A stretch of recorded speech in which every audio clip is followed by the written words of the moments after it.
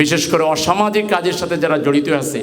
এদেরকে শুদ্ধ করার জন্য ইমাম সাহেবদেরকে কিছু ওয়াজ মাহফিল, আলাদাভাবে কিছু কর্মসূচি নেওয়ার জন্য আপনারা মোটিভেশন চালাবেন, আপনারা নিজেরাও করবেন। যারা মদ খায়, যারা গাঁজা খায়, এই যে কিশোর গ্যাং ট্যাং সহ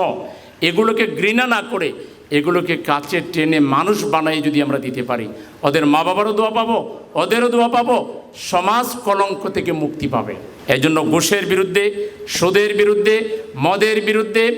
সব ধরনের অশ্লীলতা ব্যয়াপনার বিরুদ্ধে সামাজিক যে বন্ধনটা, এটাকে আরও মজবুত করে আমরা সম্মিলিতভাবে এই সমাজ থেকে সকল অসামাজিক কার্যকলাপ, সমস্ত মানবতা বিরোধী কার্যকলাপ, সমস্ত ইসলাম বিরোধী কার্যকলাপকে বিদায় জানিয়ে আমরা